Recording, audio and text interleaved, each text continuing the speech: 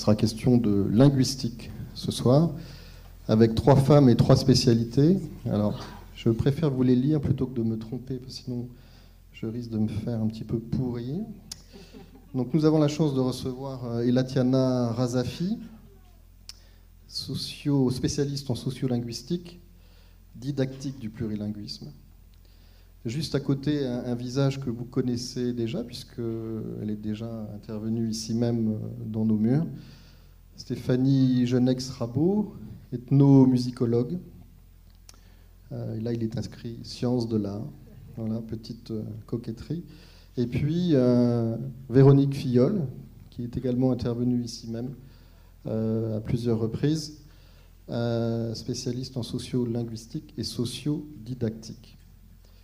Alors, bien que cette conférence ne fasse pas à proprement parler du séminaire dont je vais parler maintenant, ces personnes sont à l'origine, donc cette semaine, vous avez dû en entendre parler, d'un séminaire intitulé Pluralité sociale, dont je tiens le programme dans ma main, et vous avez peut-être vu près de la salle Sissia le déroulé qui a commencé le 20 et qui se terminera demain.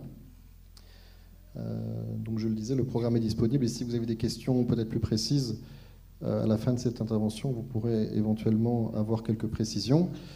Et du coup, je tiens à saluer donc les invités canadiens de l'université de Moncton, j'espère que je ne prononce bien, que je ne vexe personne, qui sont venus en Nouvelle-Calédonie pour un échange et des regards croisés.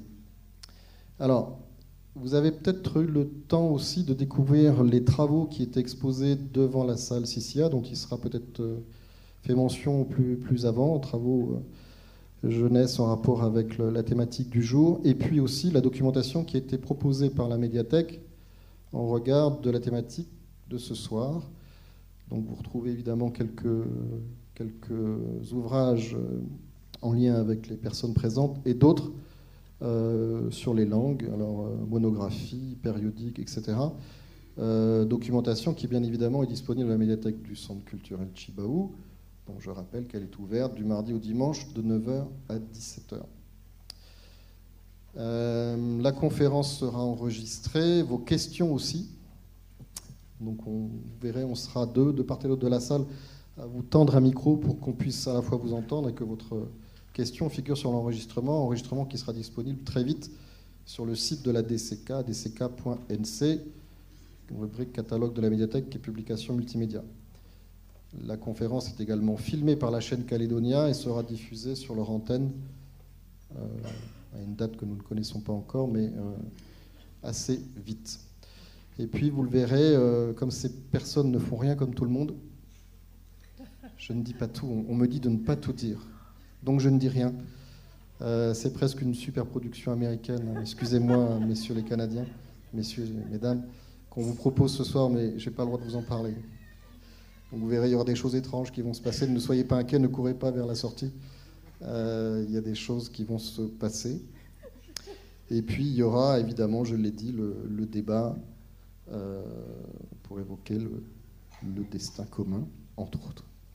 Merci mesdames d'avoir accepté cette invitation. Et puis je vous souhaite bon courage pour cette conférence qui devrait durer 7 à 8 heures, si je me souviens bien. Enfin, c'est ce qu'on m'a dit en tout cas. À tout à l'heure. Vous ne le savez pas encore, mais vous risquez de souffrir un peu. Merci à vous d'être présents et à tout à l'heure pour les débats.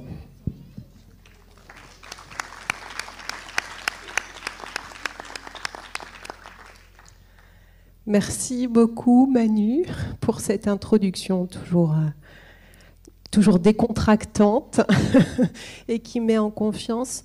Avant de commencer, au nom de l'Université de la Nouvelle-Calédonie, de l'équipe de recherche ERALO et de la délégation de l'Université de Moncton qui nous accompagne aujourd'hui et des étudiants qui se sont mobilisés avec nous dans l'organisation de ce séminaire, on tient à vous remercier chaleureusement toute l'équipe de la médiathèque pour l'ouverture de cet espace, de ce bel espace qu'est la salle Sissia, pour votre accueil très chaleureux tout au long de la journée, avec un temps magnifique en plus. Donc merci à toute l'équipe de la médiathèque. Merci également à la direction. Un grand merci à Guillaume Soulard qui nous a permis d'exposer dans l'allée qui longe la salle Sissia les travaux, les productions d'étudiants et d'enfants. Merci à Emmanuel Thibaou, merci à Ashlev Indine, merci à toute l'équipe de techniciens qui nous a permis d'accrocher les différentes productions. Merci aux techniciens qui sont en régie là-haut. Merci à vous qui êtes présents ce soir, qui êtes nombreux. Merci aux étudiants qui sont venus en force ce soir et depuis le début de la semaine pour soutenir l'organisation de ce séminaire. Voilà. Merci beaucoup à tous. Nous sommes particulièrement touchés de voir la diversité des visages. On vous a fait part, pour commencer, de la diversité de quelques voix. Quelques mots sur le séminaire que nous avons proposé tout au long de la semaine. C'est un séminaire qui a pour objectif assez humble, mais qui en fin de compte est très ambitieux, d'inviter chacun à se décentrer, à essayer de voyager, de se déplacer mentalement, notamment sur d'autres ailleurs, des ailleurs très éloignés, rencontrer des altérités acadiennes, francophones, minorisées, canadiennes, nord-américaines, bref, d'autres altérités. L'objectif, c'était d'essayer de contribuer à la circulation des savoirs, un objectif que nous allons essayer d'incarner ce soir. Merci beaucoup à tous et entrons en scène. Alors cette conférence à 3 voix est à l'image de notre équipe de recherche Eralo, qui signifie chante en langue nengone, un acronyme qui désigne les mobilités, les créations, les langues et les idéologies en Océanie. Une équipe de recherche dont les travaux s'articulent autour de 4 thématiques principales. Les langues et la diversité linguistique, la question des idéologies et de la déconstruction des savoirs, les créations et les médiations artistiques, et enfin les questions de mobilité et d'enjeux contemporains. Nous sommes 6 membres au sein de cette équipe et on travaille à partir d'approches qualitatives et quantitatives, et dans nos recherches, dans nos actions, on s'efforce de décloisonner, de croiser les regards et les expériences à l'image de ce séminaire, comme on le fait ce soir. Et on s'efforce vraiment d'articuler la recherche avec les acteurs sociaux, les différentes institutions qui nous sollicitent. Alors, les objectifs scientifiques de notre équipe de recherche, Manu disait tout à l'heure que nous étions des linguistes. Non, en fait, on n'est pas tous linguistes dans l'équipe. Donc, il y a des linguistes, notamment spécialistes des langues océaniennes, des sociolinguistes, géographes, didacticiens, et donc Stéphanie, qui est aussi ethnomusicienne. Les objectifs, donc, ce sont documenter, décrire, équiper, numériser des langues qui ne sont pas encore donc, connues, décrites en Nouvelle-Calédonie ou dans la région, mais surtout de participer à la valorisation et à la reconnaissance des pluralités linguistiques, culturelles et artistiques.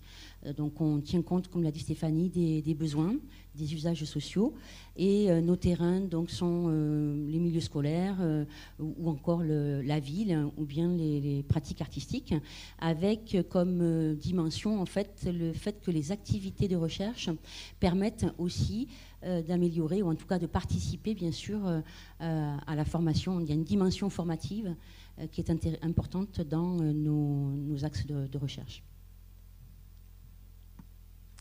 Alors, en tant qu'équipe pluridisciplinaire, parmi les particularités qui peuvent nous définir, premièrement, je pense qu'une originalité, c'est que l'ensemble des membres de l'équipe, donc nous sommes 6, la moitié devant vous, c'est vrai qu'on a du mal à assumer les titres ou les étiquettes de spécialistes. Donc Manu, c'est pas pour te corriger, mais pour dialoguer. On se définit plutôt comme des explorateurs, des personnes qui sont curieuses à mieux connaître, à mieux comprendre, explorateurs et exploratrices des dynamiques plurielles, les trajectoires à travers les rapports sociaux aux langues. On reviendra tout au long de la présentation de ce qu'on entend par les rapports sociaux aux langues. On explore aussi les enseignements qu'on envisage et qu'on conçoit non pas comme une transmission unilatérale des connaissances, mais plutôt en tant qu'expérience à la fois individuelle et coopérative. Vous aurez des aperçus tout à l'heure, je n'en dis pas plus. Et surtout comme des processus créatifs. Donc plus que spécialistes, on pourrait davantage nous autodéfinir comme étant des exploratrices engagées avec des convictions, des croyances, des imaginaires. Et on essaie aussi d'inviter nos interlocuteurs, qu'ils soient chercheurs, acteurs, enseignants, collègues, étudiants, ou encore des rencontres au quotidien, à s'approprier de façon critique les éléments que nous leur proposons. On me dit que c'est toujours moi. Donc, la feuille de route que nous proposons ce soir est composée de 4 volets, de 4 temporalités. Premièrement, on va essayer de voir avec vous la place dévolue au regard d'un destin commun, la place dévolue à la pluralité et diversité linguistique. Ensuite, on essaierait d'interroger pourquoi valoriser ces pluralités linguistiques. Troisième temps, comment les acteurs s'en emparent-ils? Et quatrième temps, quelle participation à la construction du vivre ensemble calédonien? Calédonien étant ici un simple exemple, mais chacun pourrait tirer les fils qu'il souhaite.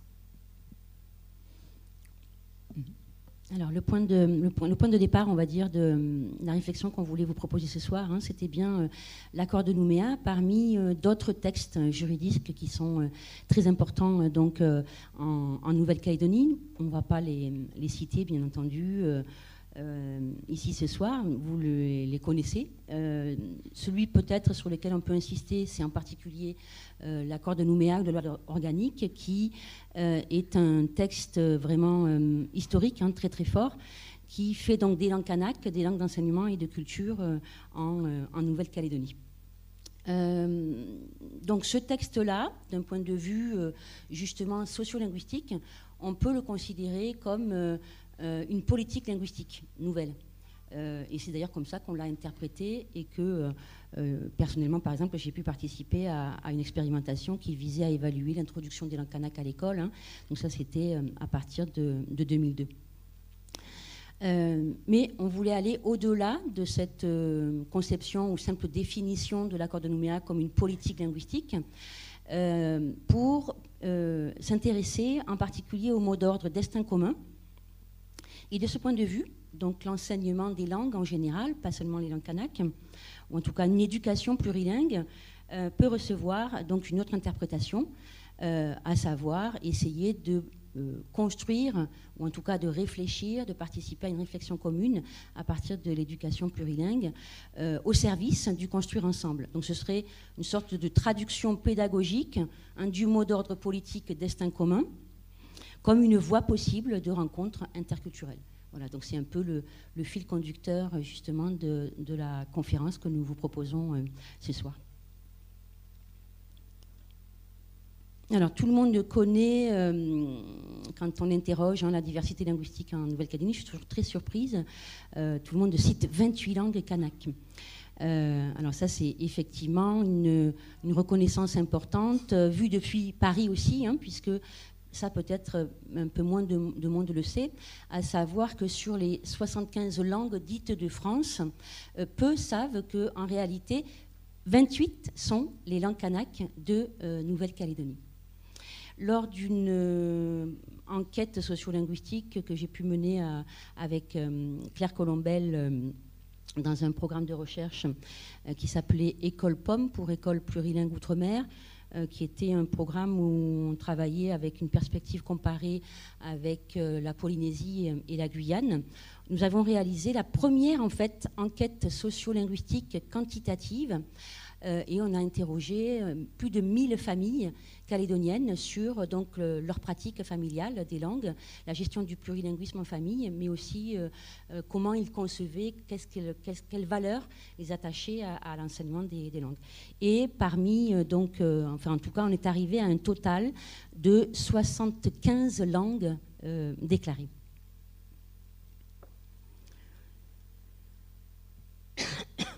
Alors, sur cette nouvelle diapositive, on a voulu ici donner donc une nouvelle représentation, en quelque sorte, de la diversité linguistique en Nouvelle-Calédonie, au-delà des 28 langues kanaks que l'on connaît, puisque chacun sait qu'aux droits revendiqués donc, par les autochtones, je mets des guillemets, se juxtaposent donc ceux des familles historiquement implantées sur le territoire et ceux des migrants internes, externes, installés ou sollicités pour construire ce pays. Donc il en résulte aujourd'hui une diversité linguistique et culturelle hors du commun, bon, qui est quand même commune avec d'autres pays ou d'autres archipels plutôt de la région Asie-Pacifique. Et donc diversité linguistique et culturelle qui malheureusement est peu reconnue, donc en dehors bien sûr des langues majoritaires que sont le français ou langue étrangère, l'anglais. Donc ici, on a mis un certain nombre de langues, mais pour un total de plus de 70 langues, réellement pratiquées, bien sûr. Donc si la Nouvelle-Calédonie est riche d'une grande diversité de langues et de cultures peu connues ou reconnues, contrairement à la richesse de son lagon, par exemple, cet archipel calédonien n'est pas une exception, puisque le plurilinguisme est largement répandu à l'échelle de la planète. C'est même la norme, puisqu'on considère aujourd'hui que plus de 50% de la population mondiale déclare parler à minima deux langues, voire même plus. Et donc j'emprunte à Colette Greenwald, merci Anne-Laure, cet extrait des langues qui sont mobilisées quotidiennement par un homme d'affaires à Mumbai, et qui, au cours de sa journée, en fonction des situations et des interactions de communication, va donc mobiliser un total de 6 langues pour acheter ses légumes au marché, pour acheter ses tickets de métro, pour lire le journal ou regarder la télévision. Voilà, donc au cours de sa journée, il va mobiliser 6 langues. Et donc, les langues qu'il va utiliser au cours d'une journée quotidienne reflètent ce plurilinguisme sociétal et n'est pas une exception, puisque bon nombre d'étudiants ou d'acteurs sociaux du pays mobilisent aussi quotidiennement une belle diversité de langues. Oui, alors dans l'enquête précédente que j'ai mentionnée du programme de recherche École Pomme, qui s'est déroulé entre 2009 et 2012, on avait quand même, avec Claire Colombel, fait le constat, bien sûr, qu'il y avait une déperdition de la transmission des langues familiales, notamment en milieu urbain, plus particulièrement. Mais néanmoins, donc, on avait fait aussi le constat d'un plurilinguisme vraiment généralisé. Alors, pour essayer d'affiner un petit peu et de concilier recherche quantitative avec recherche qualitative, à la suite de ce programme, j'ai utilisé des outils qui sont à la fois des outils formatifs et des outils d'enquête. Et parmi ces outils, il y a l'autobiographie langagière. Donc c'est un écrit, on appelle ça un écrit réflexif, et les personnes en formation doivent écrire, raconter leur vie par rapport donc à leur expérience autour des langues. Donc voici un exemple d'une étudiante, mais qui n'est vraiment pas un exemple isolé. Avec mes amis de Futuna, je leur parle en futunien, en français, et aussi en wallisien. Parfois, quand je parle, je mélange les langues. Je parle ningonais avec mes camarades de classe pour plaisanter. Cette année, j'ai beaucoup d'amies vanuataises à l'internat. depuis que j'ai appris le Bislama, donc c'est une langue qu'on leur propose en 3e année en initiation. Je leur parlais des fois en Bislama, juste pour le plaisir ou pour plaisanter. Mais maintenant qu'ils savent que je comprends leur langue, ils me parlent qu'en Bislama, mais lentement pour que je puisse comprendre. Je parle souvent en anglais avec mes copines, cousines, lors de nos plaisanteries. J'ai un ami sur Facebook qui réside à Fidji. Je communique avec lui qu'en anglais, puisqu'il ne parle pas le français. Je discute avec lui tous les jours et j'adore car je découvre de nouveaux mots en anglais. En même temps, je trouve que c'est aussi un moyen d'approfondir ma pratique de l'anglais. Alors si cette diversité globalement est assez peu reconnue et assez peu visible, lisible ou audible, on peut quand même noter un certain nombre d'avancées qui découlent directement des revendications sociales et politiques des années 70, puis de la signature des différents accords que Véronique a mentionné, notamment la création de la filière langues et cultures océaniennes à l'Université de la Nouvelle-Calédonie, l'introduction de l'enseignement facultatif des langues kanak dans le 1er degré, la création de l'Académie des langues kanak et puis plus récemment l'introduction de l'enseignement obligatoire des fondamentaux de langue et culture kanak. Pour autant, si dans l'accord de Nouméa, on met l'accent sur une plus large promotion et visibilité, audibilité des langues kanak dans les médias, et on remet l'accent sur ce point-là dans l'accord particulier 4 ans après, en dehors d'une programmation musicale qui donne à entendre une belle diversité de langues et de cultures, assez peu de programmes aujourd'hui existent tant à la radio qu'à la télé, à l'exception de quelques chroniques radiophoniques, d'un récent journal télévisé en langue kanak sur Calédonia TV, ou de quelques films d'animation ou programmes télévisés. Soulignons également l'absence de programmes médiatiques éduquant à l'interculturel ou au multiculturalisme.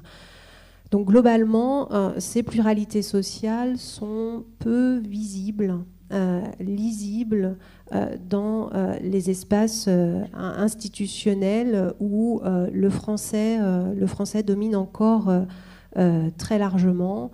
C'est la langue de colonisation, c'est la langue dominante, c'est la langue véhiculaire, celle qui est présente dans tous les domaines de la vie quotidienne sur le plan institutionnel, dans l'administration, les institutions. Donc une diversité qui est encore très peu audible dans ces espaces institutionnels et en dehors d'espaces considérés comme informels. Alors pourquoi ? Probablement en raison d'une idéologie monolingue persistante où le français bénéficie toujours de représentations positives. C'est la langue de la réussite sociale, c'est la langue de la réussite scolaire, c'est celle qui garantit de plus grandes chances de réussite scolaire. Probablement aussi en raison de discours encore très largement dominants sur les plurilinguismes qui sont encore souvent considérés comme source de handicap, de surcharge cognitive, de problèmes, de contraintes, de difficultés. Il y a beaucoup trop de langues. Le critère quantitatif, c'est un argument qu'on entend très très souvent. Il y a beaucoup trop de langues, alors laquelle on va choisir? Donc finalement, on ne fait pas. En raison également de représentations mononormatives, de crainte d'une folklorisation des cultures, et puis de postures prescriptives, presque fantasmées, avec ce mythe selon lequel il faudrait parler, transmettre ou enseigner, pratiquer la vraie langue, l'authentique langue océanienne. Donc ces accords, finalement, n'ont pas donné lieu à une planification linguistique à la hauteur de son ambition.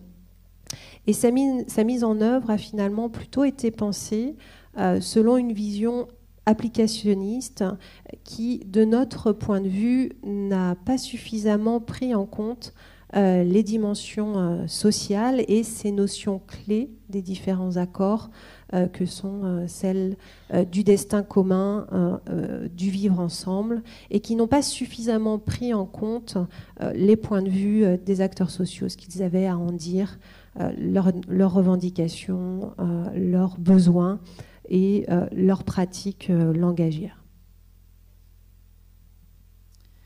Donc ça nous amène à un autre volet et puis un autre questionnement. Pourquoi valoriser la diversité sociale et linguistique ? C'est une série de questions, évidemment. On peut, pour reprendre ce que vient de proposer Stéphanie, se dire que dès lors où quelque chose, un phénomène social ou un événement est minorisé, stigmatisé, il convient de valoriser. On peut aussi estimer que puisqu'il s'agit, pour le monolinguisme en tout cas, d'une conception essentialiste et monolinguiste de la langue, on reviendra sur ces istes et ce qu'on implique derrière. Là encore, du coup, il vaut mieux valoriser puisque on a affaire à des simplifications de ce que sont réellement les langues. Autre raison qu'on peut avancer, il s'agit derrière un discours ou une idéologie monolingue d'un purisme, une vision puriste de la société, avec cette perception selon laquelle l'homogénéité serait l'idéal du destin commun. Donc voilà, je disais que c'était une série de questions. La première qui apparaît derrière, est-ce que la diversité linguistique est une pathologie ? En tout cas, on l'entend dans les discours médicaux, des conseils, des recommandations pour ne pas parler plusieurs langues aux enfants dès leur jeune âge, en disant que les neurologues auraient fait des études et que ça nuit à leur développement, à leur épanouissement. J'en ai été moi-même témoin, puisque je parle plusieurs langues à mes enfants, et nous avons consulté un médecin qui nous conseillait d'arrêter pour qu'ils apprennent d'abord une seule langue, et puis ensuite ils pourraient être initiés à d'autres. Donc oui, la diversité linguistique est parfois perçue comme une pathologie. Et ce qui est important aussi à entendre derrière nos trois discours, c'est derrière les notions de perception, d'imaginaire et de représentation, ce sont pour nous des éléments agissants sur nos décisions, sur nos actions et les choix de transmission, les choix d'appropriation. C'est parce qu'on s'imagine une langue de telle façon qu'on va choisir de l'apprendre et donc de l'enseigner à nos enfants ou de l'intégrer à l'école. Donc dès lors où vous entendez perception, représentation, imaginaire, pour nous, il ne s'agit pas d'une stratification éloignée de nos réalités. Au contraire, ces trois éléments sont décisifs et agissant sur le quotidien et les projets futurs. Donc, je parlais de série de questions. La question de fond, il me semble, revient à se demander qu'est-ce qu'une langue ? On veut parler de diversité linguistique, on veut parler de diversité en lien éventuellement avec le destin commun.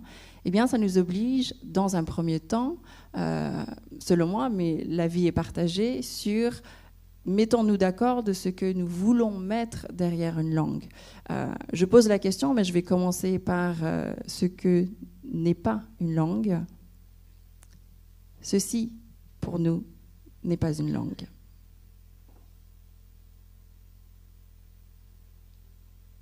Ceci, pour nous, n'est pas une langue.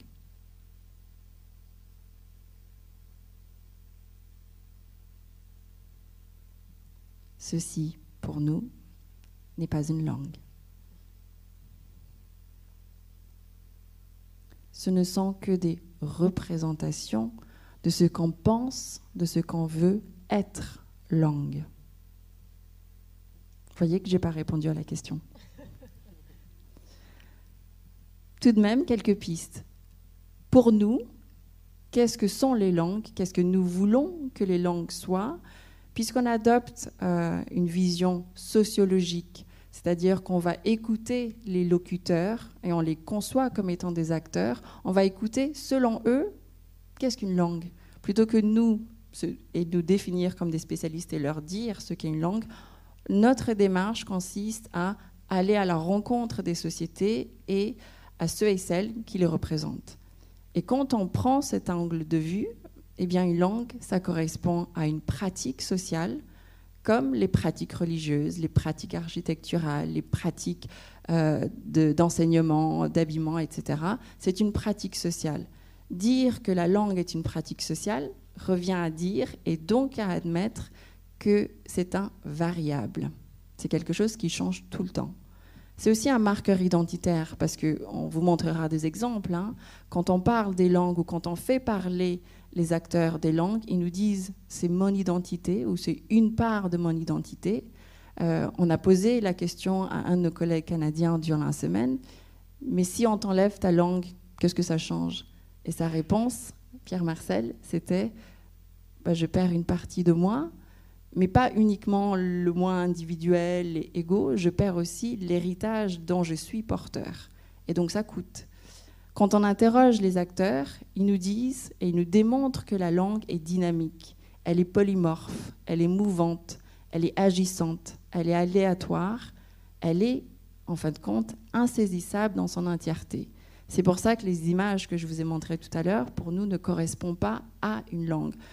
Une langue n'est pas réductible à un dictionnaire.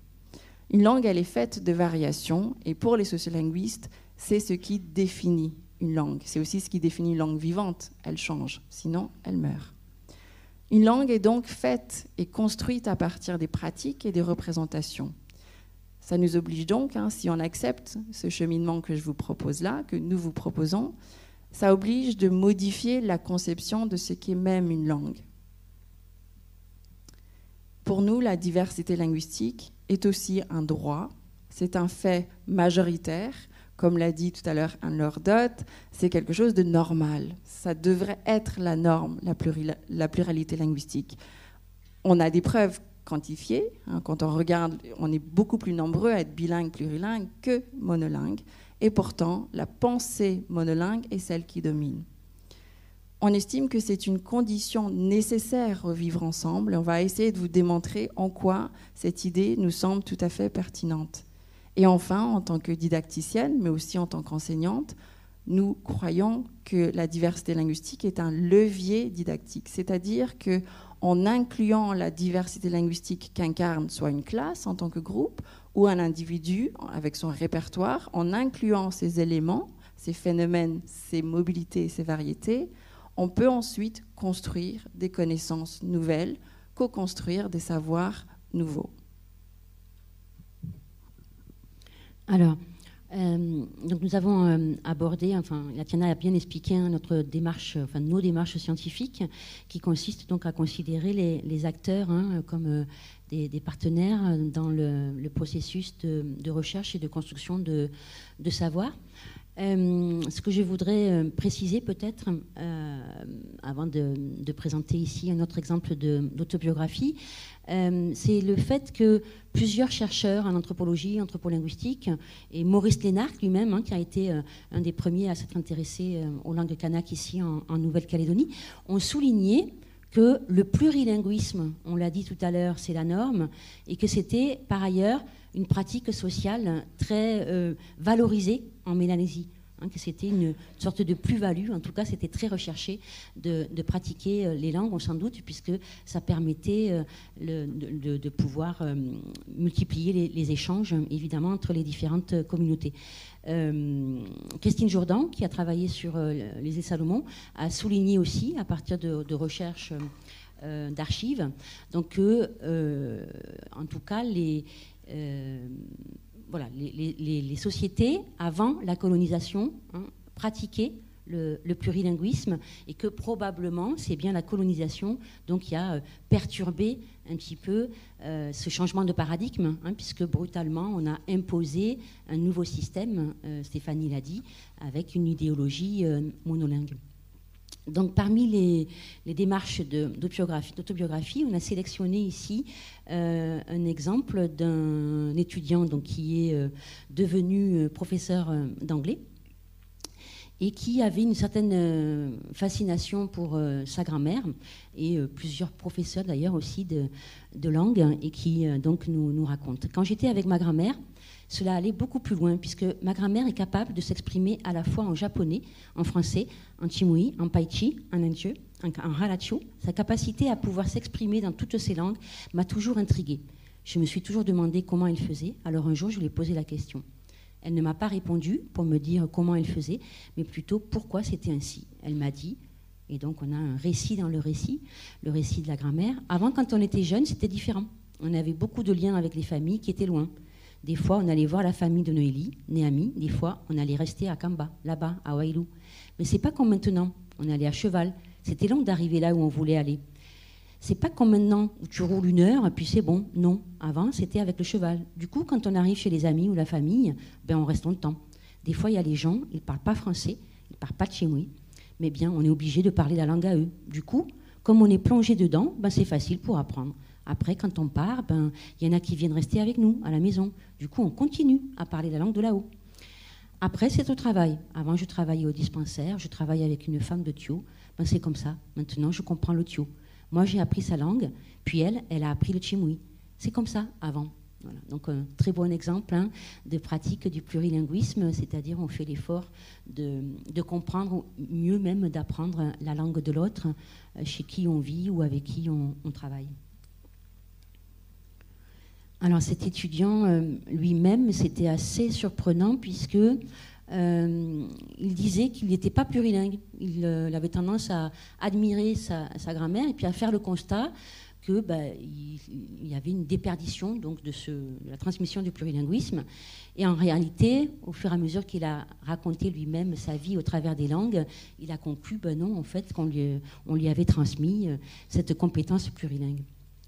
Je suis contente de porter en moi 2 langues.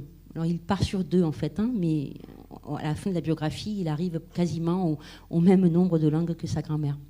Chaque langue a sa place, donc son importance. Le français représente l'héritage historique de l'histoire de mon pays. Le français représente une partie de moi, puisqu'une partie de mes ancêtres sont liés à la France. C'est la langue qui me permet de monter les échelons de la société. La langue qui me permet de communiquer avec n'importe quelle personne qui viendrait d'une ère linguistique différente de la mienne. Le français, c'est la langue qui m'a apporté bon nombre de savoirs et de savoir-faire. Le tchémoui, c'était une partie de mon identité. C'est la langue qui représente des savoirs et des savoir-faire en rapport avec l'héritage coutumier et culturel kanak. Chacune de ces langues, avec le japonais, sont d'une importance capitale pour moi. Ces 3 langues représentent qui je suis, d'où je viens. Elles représentent mon identité. L'anglais, 4e langue. Cette langue est arrivée dans ma vie d'une façon inattendue. Je suis tombée malade en 2002. J'ai été hospitalisée. 1 mois pour une ostéomyélite. Le rétablissement a été laborieux. Lorsque j'ai repris du poil de la bête à l'hôpital, mes parents m'ont offert un Dixman avec un CD de Céline Dion qui s'intitulait « A New Day Has Come ». La première chanson de l'album s'intitulait « I'm Alive ». J'ai demandé à ma grande cousine ce que cela voulait dire et elle m'a dit « Je crois que ça veut dire « Je suis vivant ». Cette phrase a eu un impact sur moi car je venais de combattre une maladie qui aurait pu avoir raison de moi, mais j'étais bien vivant comme dans la chanson. Ah oui, la chanson, forcément, ça me fait sourire. J'ai précisé, il est devenu professeur d'anglais. Donc, dans nos approches, nous partons donc à la fois des pratiques plurilingues qui sont déclarées par là les étudiants que l'on accompagne, mais c'est le cas aussi avec les différents acteurs avec lesquels on travaille. On s'appuie également sur d'autres constats. D'une part, le déni du potentiel des apprenants, de ce qu'ils savent, de leur savoir, de leurs connaissances. Bien souvent, on met plutôt en avant ce qu'ils ne savent pas faire plutôt que ce qu'ils savent faire. Le bagage qu'ils ont en eux, on tend bien souvent plutôt à le mettre en exergue, ce qu'ils ne savent pas faire, plutôt que ce qu'ils savent faire. On prend également appui sur, de fait, du fait de ce déni de leur connaissance, leur grand sentiment d'insécurité linguistique et de confiance en eux, hein, à la fois dans ce qu'ils savent faire, et à la fois dans leur pratique langagière et culturelle, ce qui génère des rapports de résistance, voire de rejet parfois, à l'égard de l'institution scolaire. Donc, dans nos approches, on part du principe qu'il faut, d'une part, prendre appui sur ces plurilinguismes, prendre appui sur les connaissances des apprenants, la diversité de leur savoir, de leur répertoire, et proposer des pistes transformative pour aller à la rencontre de l'autre. Et c'est ce qu'on vous propose dans la suite de ce menu. C'est un petit aperçu des pistes formatives que l'on explore, qui sont au stade exploratoire avec les étudiants et qui se présentent comme une ode au vivre différemment ensemble. Donc vous avez pu entendre en arrivant dans cette salle des extraits de chroniques radiophoniques qui sont réalisées par les étudiants. Donc on les invite dans le cadre de plusieurs cours à s'exercer à la pratique de la rédaction d'encarts journalistiques multilingues qui sont ensuite publiés dans différents magazines. Et dans un second temps, ils s'exercent, après une phase d'enquête sur le terrain, à la rédaction de chroniques radiophoniques, telles que vous avez pu les entendre en arrivant dans cette salle. Les chroniques s'acoutaient, qui sont des formats courts de 3 minutes et qui sont ensuite diffusés sur les ondes d'NC Première dans le cadre de leur grille estivale. Alors vous avez pu entendre que les pluralités sont valorisées dans ces chroniques à travers l'apprentissage de salutations multilingues, les différentes manières de se remercier, se dire je t'aime également. Globalement, ces thématiques sont investies par les étudiants. Une autre piste formative que l'on explore depuis 2 ans est empruntée à une collègue de l'université d'Avignon, Anne-Marie Dinvaux. Les croquages de langue. Donc on couple le croquage de langue aux autobiographies langagières dont a parlé Véronique tout à l'heure. Le principe du croquage de langue consiste à proposer une production artistique qui représente son rapport aux langues de son répertoire langagier ou à la diversité des langues et culture de son environnement familial ou social. Et donc vous pouvez voir ici que cette étudiante de 3e année a choisi le tressage d'une feuille de cocotier. Sur chacune des tiges de cette feuille de cocotier, elle a inscrit des salutations multilingues en différentes langues du pays, et sur la nervure centrale, ce destin commun. Donc, destin commun, elle l'a écrit sur cette nervure centrale, puisque selon elle, la prise de conscience de cette diversité des langues et cultures porte cette identité commune, hein, et sont la clé, du destin commun, en tout cas un lien qui permet d'aller vers cette construction du destin commun. Donc ça, c'est un exemple, et je vous en propose un autre dans un format un peu différent. Voilà, une réalisation audiovisuelle courte intitulée Perception, et qui donne là à voir et à entendre les représentations de l'étudiante sur les langues Forcément, de son certains de son gâteaux plaisent répertoire. plus que d'autres. Trop de crème, pas assez de sucre. Le français, par exemple. C'est de l'eau qui coule dans les mots. Fluide. Réconfortant. Beau. Souvent. Le français, c'est quelque chose qui se dit sans se réfléchir. C'est ma langue. Maternelle. Pour l'anglais, c'est l'inverse. Je l'ai toujours vu comme une espèce de monstre angoissant.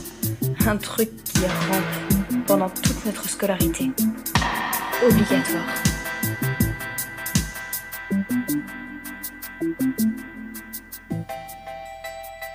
La langue des signes était quelque chose de nouveau pour moi, d'étrange. Un nouveau système de mots, mais cette fois-ci, par les mains. Dans un monde ultra connecté, je pense que toutes les langues ont leur beauté. Pour se regarder, se voir, finalement pour se comprendre.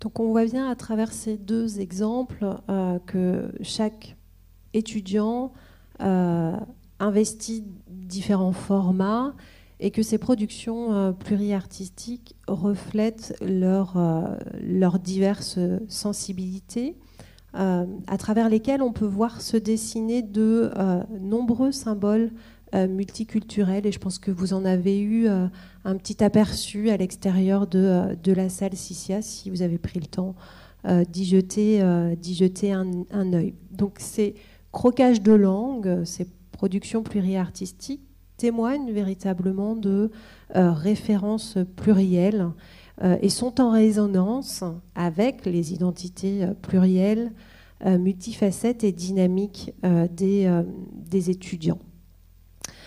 La pluralité donc des savoirs et des connaissances des étudiants, de notre point de vue, sont donc plutôt une ressource, un capital, comme le disait tout à l'heure Elatiana, un levier didactique, un panier dans lequel on va puiser pour créer des ponts entre langue et culture, pour reprendre l'idée de Marielle Rispail, et pour créer des espaces de rencontre, de dialogue et de compréhension entre communautés. Donc on voit là un chemin se dessiner pour aller à la rencontre de l'autre. Alors que disent les enfants quand on leur pose la question de leur pluralité linguistique, avec un enseignant spécialisé qui se trouve dans la salle, Nicolas Favard? Merci beaucoup, entre parenthèses, de ta confiance et de la longévité de celle-ci. Nous avons posé la question à plusieurs enfants inscrits dans des écoles dans la région de Pointe-d'Imier. Et les enfants identifiés par le système scolaire comme étant en difficulté nous ont fait part de ce que sont les langues pour eux, donc leur représentation. C'est peut-être pas très lisible, hein, mais ils ont réalisé différents collages et on peut regarder, si on commence par le bas, pour eux, la pluralité linguistique est composée des différentes pratiques qui représentent leur famille, leur quotidien. Et si on commence par le bas, ils associent la langue Païchi au totem. Si on parle Païchi, les totems vont nous reconnaître. Deuxième étape, et pour vous c'est en vert, j'aime bien lire, dire, mais pas écrire en français. Une langue, ça permet de parler dans les coutumes. Donc on commence avec les totems, ensuite les coutumes, et sur l'écriture en fond orange, quand tu vas dans les autres tribus, il y a une coutume, et s'il y a une coutume, et que tu ne sais pas parler le Paichi, ça ne va pas être accepté.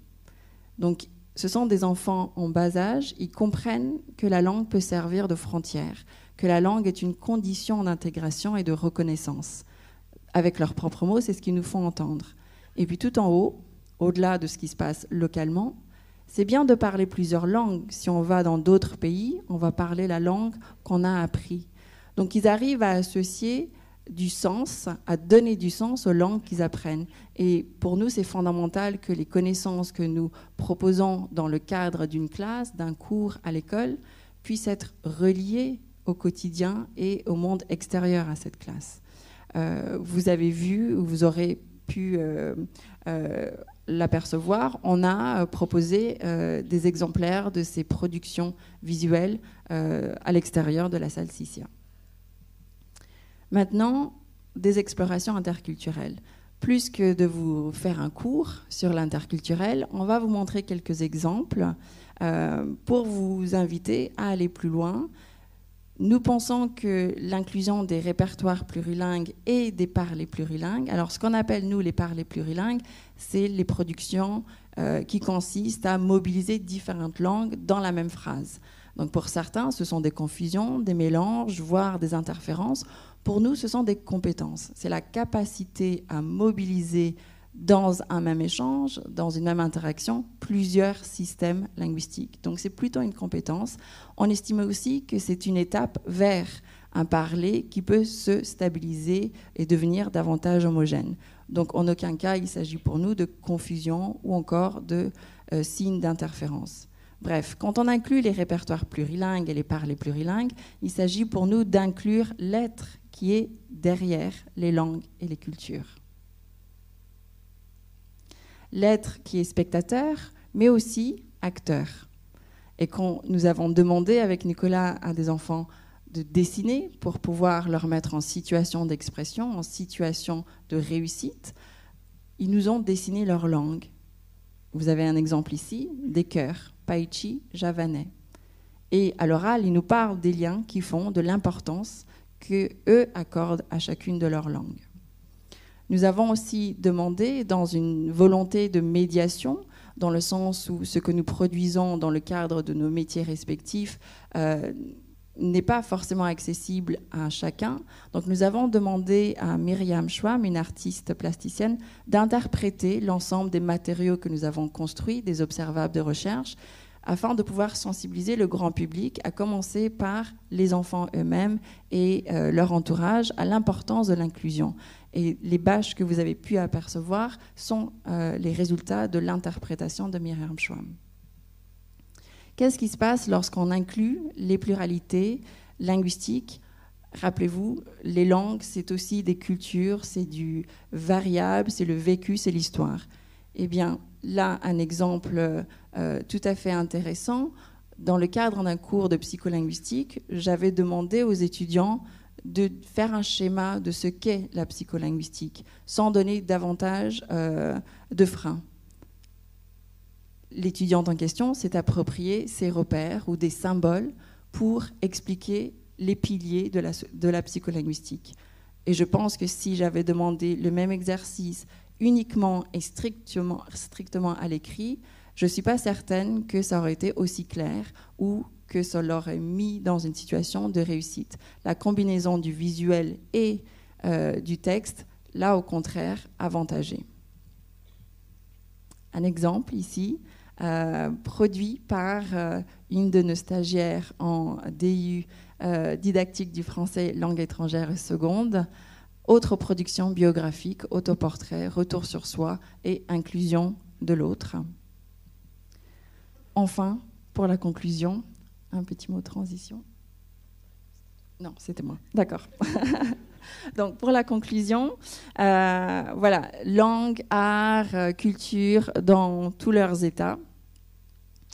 On se dit que sans l'inclusion de ces pluralités, diversités, on risque non pas de stratifier, parce qu'on estime qu'on ne peut pas faire autrement que stratifier, d'organiser, de hiérarchiser, mais on risque de figer la stratification dominante. On risque de figer la conception de langue comme étant homogène, monolithique, et de figer les perceptions du moi. Alors que on voit aussi que l'être peut être marqué. Donc la transition, c'est pas tant. Alors que justement l'être derrière les langues peut être marqué de façon négative par ce discours idéologique et monolingue. Vous avez vu différents témoignages des enfants avec lesquels nous avons pu travailler. On remarque que lorsqu'ils mobilisent leur pluralité linguistique, ils nous racontent de façon plutôt positive que les conditions du vivre ensemble dépendent de façon intrinsèque de la reconnaissance des langues des uns et des autres. Peut-être je vais prendre un petit témoignage récent. Hier soir avait lieu donc le concours Éloquence au théâtre de Lille, où ont participé nombre de nos étudiants. Et l'étudiante qui a gagné à la fois le prix du public et le premier prix du jury, c'est une étudiante donc on va dire bilingue, plurilingue, et qui justement a présenté son exposé sur son processus en fait d'émancipation ou d'empowerment. Enfin, en tout cas, elle explique que quand elle est arrivée à l'université, elle-même avait une représentation très négative de son plurilinguisme, et elle avait conclu dans un travail que le bilinguisme était un handicap. Voilà. Et donc l'enseignante qui a évalué son travail lui a demandé d'essayer de concevoir, ou en tout cas de proposer une autre conceptualisation, une conceptualisation personnelle de son bilinguisme ou plurilinguisme. Et donc l'étudiante a beaucoup réfléchi, a beaucoup lu. Voilà. Et donc hier soir, elle a présenté le résultat de cette nouvelle conception. Donc elle a construit elle-même du savoir à partir donc de la formation et d'un retour réflexif sur le chemin qu'elle a fait, et elle a réussi donc elle-même à comprendre en fait ces rapports complexes, la hiérarchie entre les langues, etc., pour produire donc un discours très intéressant, et qui a été d'ailleurs reconnu hier soir donc et valorisé par plusieurs prix. Et donc pour finir cette conclusion à 3 voix, ces démarches donnent un aperçu des différentes approches que l'on peut proposer, qui permettent de reconnaître et de valoriser cette diversité des savoirs, tout en développant des compétences transversales, permettent de décloisonner ce qu'on disait en introduction, de former à la recherche par la collaboration, de former à la recherche par la co-construction de ces démarches, tout en contribuant à instaurer un climat bienveillant qui, de mon point de vue, sont des ingrédients essentiels d'une bonne recette du vivre ensemble. Alors, nous avons commencé la conférence en nous définissant comme des exploratrices. On aime bien aussi se définir comme des passeurs non pas de connaissances, mais d'expériences. Alors, pour ne pas conclure, on va vous proposer ici les productions photographiques d'un projet, là encore, qui consiste à collaborer avec différents acteurs, notamment avec Fabrice Ouachali, linguiste rattaché au LIR et à l'ESP. On a invité un groupe d'étudiants à exprimer à travers des autoportraits des formes d'agression ou de discrimination dont ils ont été témoins et qui sont liées aux langues, à leur langue. Et ils ont chacun produit des images qu'on va vous faire défiler. Dans le cadre de ce projet donc, qui touche l'interculturel, nous avons également invité un artiste, Soufiane Karim, à interpréter l'interculturel.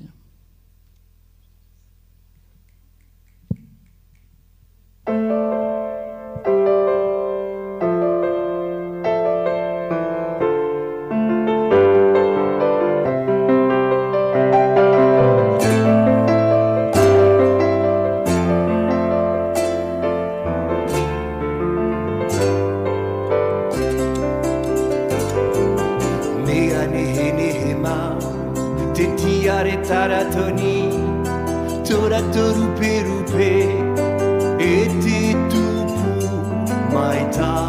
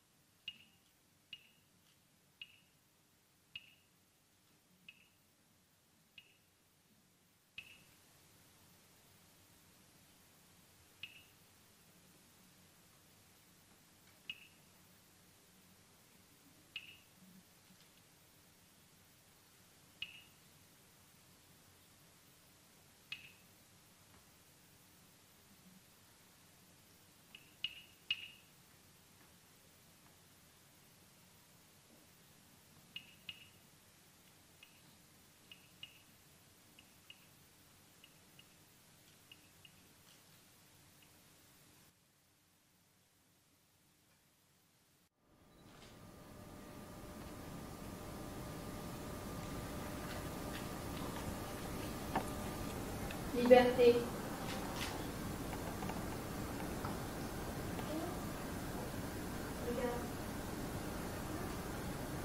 ensemble. Racisme. Solitude.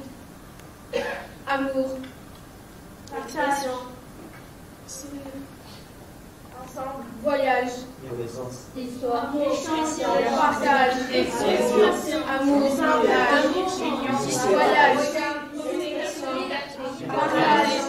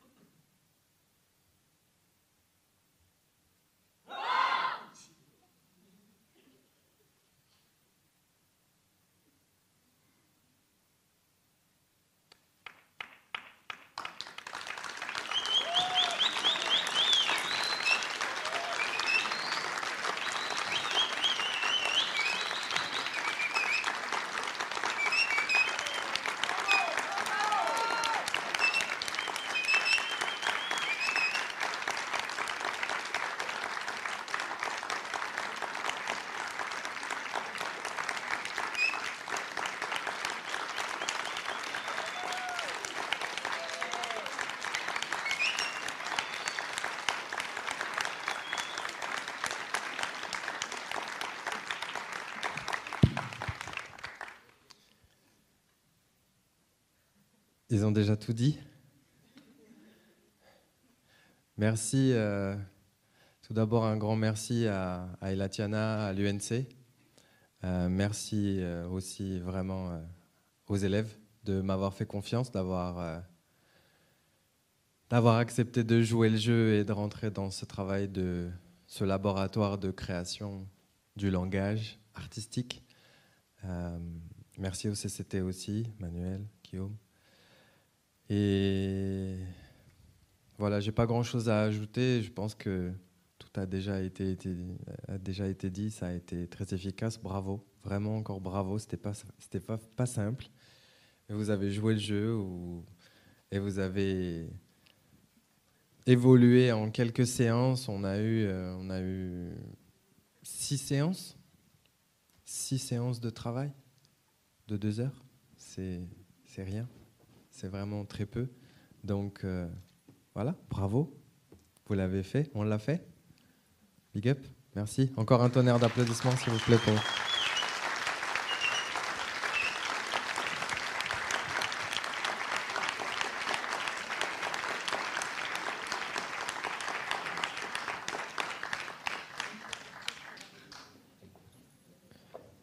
Merci à toi, Soufiane. Donc on va revenir, après cet intermède dense, à notre sujet de conférence, et puis les questions qui peuvent vous venir à l'esprit. Donc on est 2 de chaque côté de la salle à vous proposer un micro. Le débat est ouvert.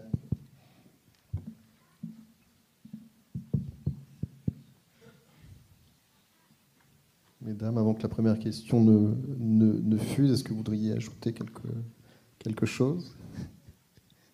Non, mais nous laisser dans ce grand moment de solitude. La forme de la conférence peut être originale. Du coup, invite le public à être aussi original. En restant silencieux pendant les débats. D'accord.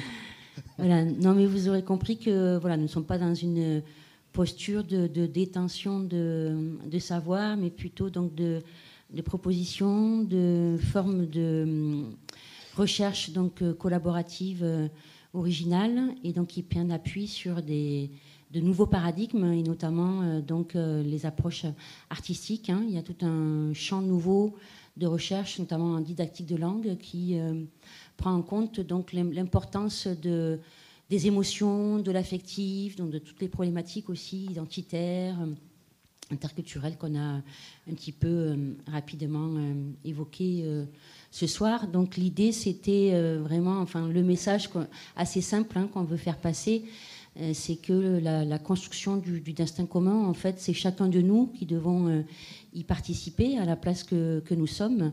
Et nous faisons le pari donc que le plurilinguisme, évidemment, est un levier puissant de cette construction du vivre ensemble. Bonsoir. Je suis venue voir cette conférence parce que le sujet m'intéressait beaucoup. Je suis orthophoniste et dans notre pratique, on est amené à rencontrer beaucoup d'enfants issus de beaucoup de langues, et c'est vraiment quelque chose qui est très intéressant dans ce pays, de voir tous ces enfants qui ont effectivement leur... Est-ce qu'il peut nous dire quelque chose? Oui, qui ont la langue de leur père, la langue de leur mère, la langue de l'école, parfois. Et c'est vrai que c'est riche de voir aussi comment... même si ma rééducation à moi se fait toujours en français, c'est un français. Et il y en a beaucoup, des Français, justement, qui sont mêlés de toutes ces langues. Et c'est vrai que c'est des questionnements qui sont intéressants par rapport à... Ben voilà, c'est un peu ce que vous disiez par rapport à ces imbrications de plusieurs langues, la façon dont, dans le développement du langage, dont toutes ces influences nourrissent, mais structurent aussi toutes ces langues. Et du coup, il y a un développement du langage qui est intéressant, avec des développements parallèles. Et donc voilà. J'ai pas vraiment de questions, en fait, ça m'a juste fait penser à des questions. Votre intervention m'a fait penser à ce que dit Amin Maalouf dans Les identités meurtrières. Et Amin Maalouf dit que chacun d'entre nous devrait parler 3 langues, au moins. Et dans ces 3 langues, il y a la langue maternelle, si on peut considérer qu'on a une langue maternelle, puisqu'on peut en avoir plusieurs, mais sa langue maternelle, la langue qui serait une langue un peu... pas supérieure dans le sens en importance, mais supérieure dans le sens où elle relierait plus de gens les uns avec les autres. Cette langue est souvent l'anglais, mais elle peut ici être le français, en Nouvelle-Calédonie. Et puis la 3e langue étant une langue qui serait d'un apprentissage qui nous relierait à l'autre, un peu la langue qu'on choisirait d'apprendre pour aller s'ouvrir à la culture d'un autre. Et je trouve que c'est intéressant, ce triptyque linguistique proposé. Voilà, je n'ai pas grand-chose d'autre à ajouter, mais je vous remercie pour... Merci, merci à vous.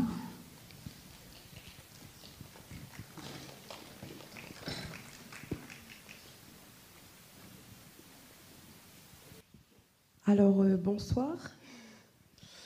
Alors, moi, j'aurais une question, peut-être à travers déjà...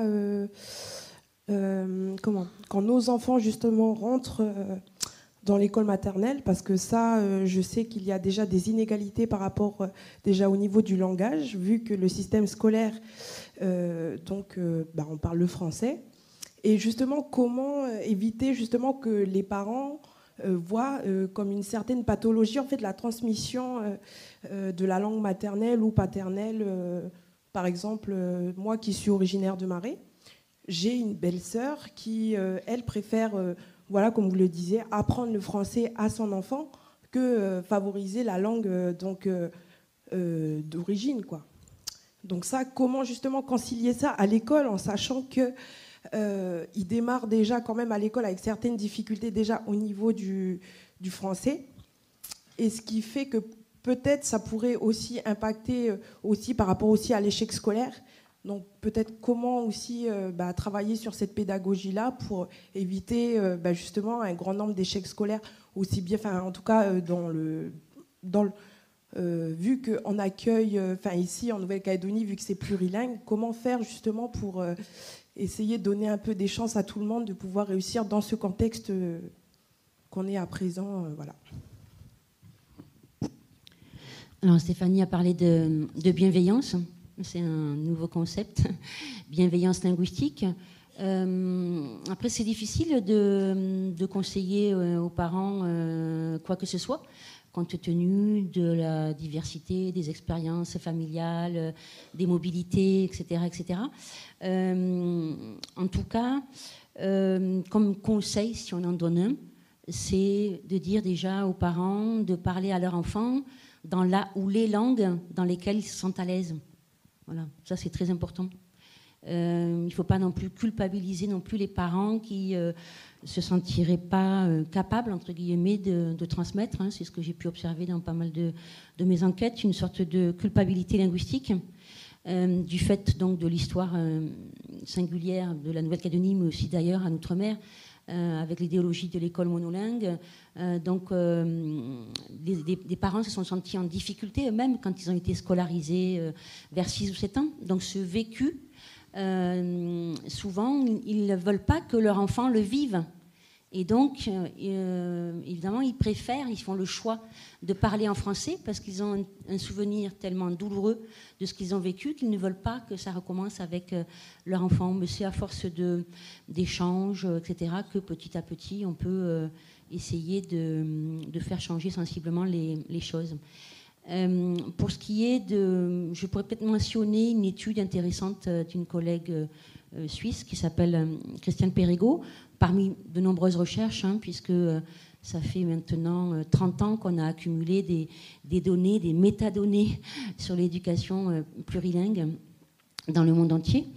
Et elle fait donc une comparaison, enfin en tout cas l'analyse des profils variés d'élèves entre des monolingues de milieux dits défavorisés des monolingues de milieux favorisés, ensuite des bilingues ou plurilingues de milieux défavorisés, et enfin des bilingues plurilingues de milieux favorisés. Et en fait, les bilingues ou plurilingues de milieux dits défavorisés arrivent à peu près, on va dire, au même score de compétences ou d'habilité de monolingues de milieux favorisés. Donc en tout cas, on a largement prouvé que le bilinguisme permettait de développer certaines compétences cognitives qui étaient convoquées pour, évidemment, réussir à l'école. Après, ce qui est difficile, c'est comment développer ce bilinguisme ou ce plurilinguisme. Et ce qui compte, c'est bien la double valorisation ou la valorisation des langues en général. Voilà, c'est pour ça qu'on essaie grâce à nos formations, etc., et la publication de nos travaux, de participer sensiblement, modestement au changement de représentation et bien insister sur le fait qu'il faut valoriser toutes les langues, quelles que soient les fonctions qu'elles remplissent au sein de la famille, au sein de la société. Parce que c'est la valorisation de ces langues qui va vraiment permettre, alors je n'aime pas trop le terme, mais d'autres psycholinguistes ont utilisé le bilinguisme harmonieux.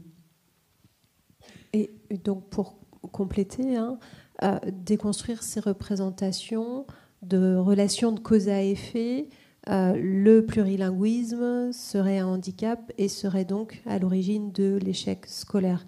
Et donc ça, on a essayé de vous interroger là-dessus.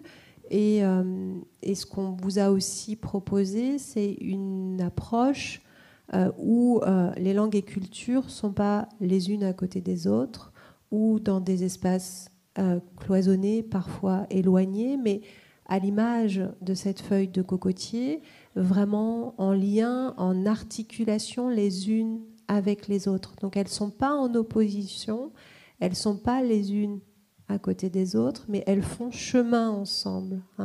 Et donc inviter à prendre appui sur la diversité des langues, des cultures, des répertoires, du groupe avec lequel on va partager ce bout de chemin, ce bout d'aventure, en croisant au maximum les langues et cultures entre elles. Voilà.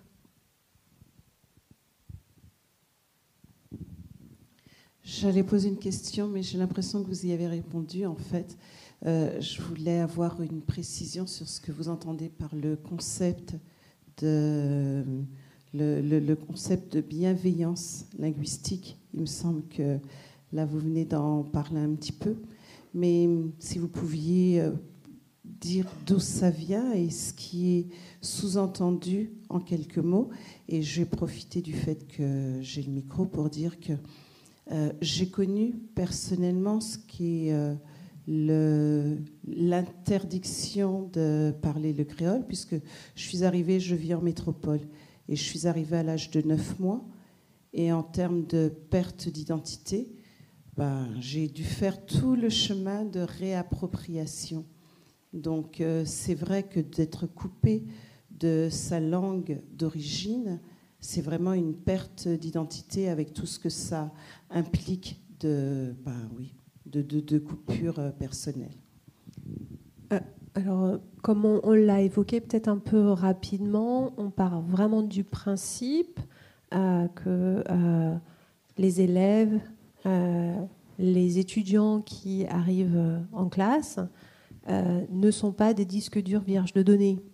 Donc, ils arrivent nécessairement en cours ou dans les différents espaces qu'on va partager ensemble, avec un panier de connaissances et de savoirs, ce déjà-là qu'ils ont en eux. Donc on essaye de faire une photographie, d'avoir une image de ce que chacun a dans son panier de richesse, et donc on prend appui sur ce qu'ils connaissent déjà pour aller progressivement vers d'autres connaissances.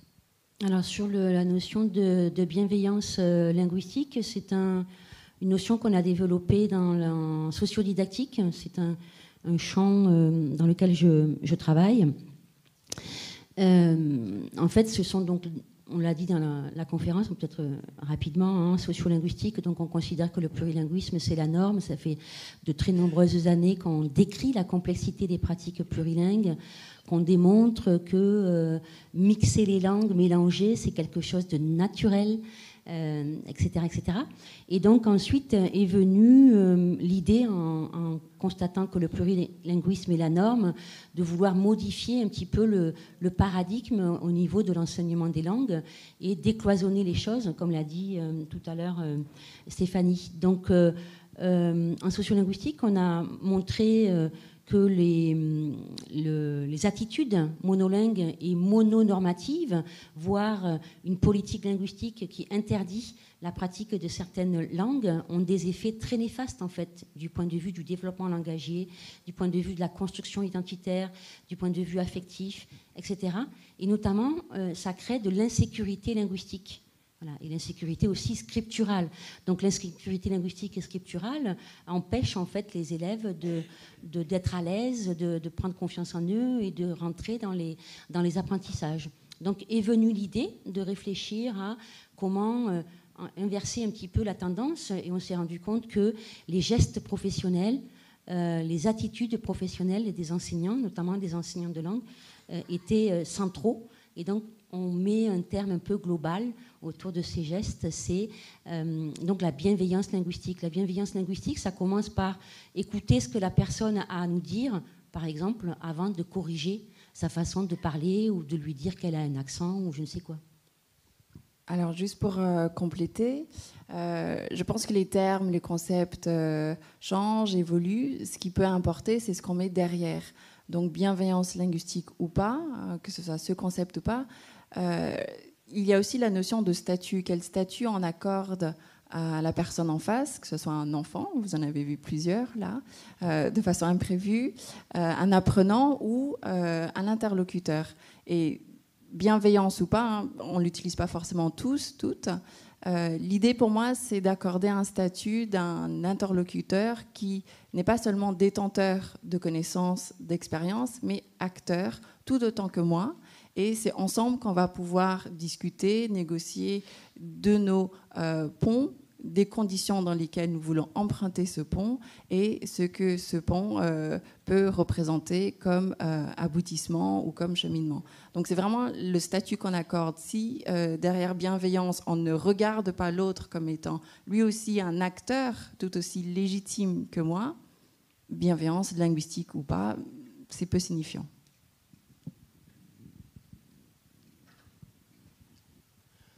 Oui, en tant que membre de la délégation canadienne, puisqu'on a été sollicité tout à l'heure, je souhaite tout simplement vous rendre hommage pour tout le travail que vous êtes en train de faire. Tout à l'heure, Elatiana, tu parlais d'exploratrice. Je pense que vous êtes en train d'inventer quelque chose de nouveau. Et en tout cas, moi, en tant que Français du Canada, puisque comme mon accent vous l'indique sans doute, je ne suis pas Canadien d'origine, je suis Français de France, mais habitant le Canada. J'ai pas l'habitude d'entendre ce genre de choses sur le plurilinguisme, y compris dans le contexte canadien.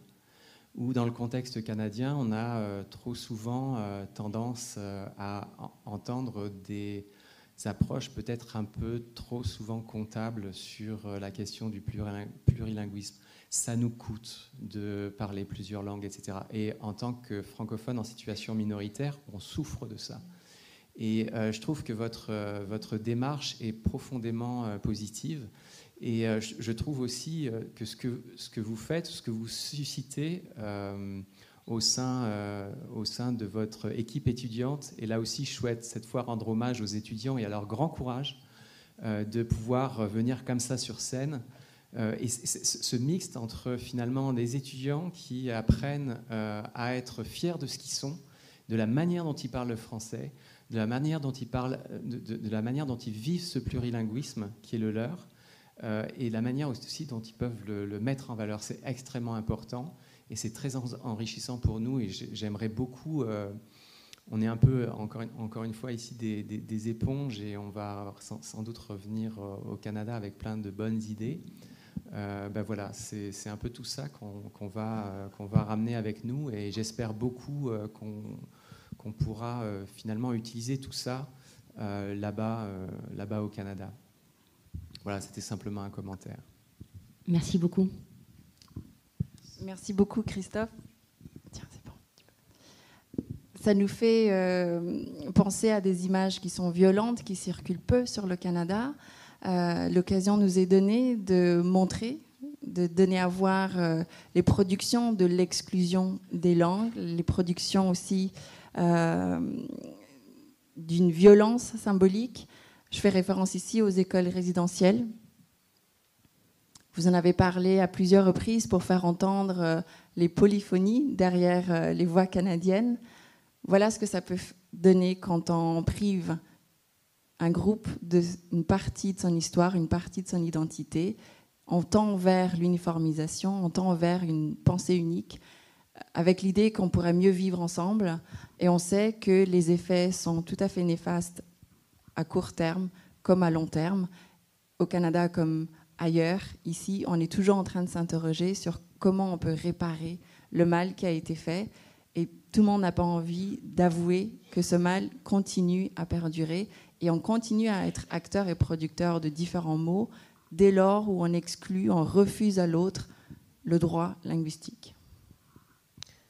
Et alors, sur cette exclusion et sur la question du critère économique que tu soulevais, Christophe, il me semble que ne pas reconnaître l'autre dans ce qu'il est, dès le début de sa scolarisation jusqu'à la fin de son parcours, c'est donc l'exclure, le mettre en échec, et ensuite toutes les dérives sociales que l'on connaît, qui sont coûteuses sur un plan purement économique, au-delà de la destruction de l'homme, qui est après extrêmement difficile à reconstruire.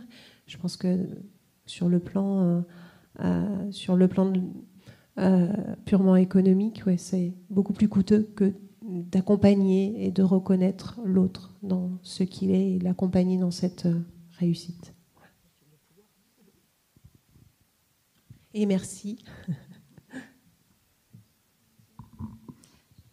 Bonsoir. Je voulais vous remercier pour cette conférence. Et je voudrais donner la parole aussi aux étudiants parce que je trouve que c'est assez original d'avoir ce thème et d'avoir un spectacle où justement il n'y a pas eu de parler de langue. Donc j'aimerais bien qu'ils nous donnent un peu la conception de spectacle et leur interprétation.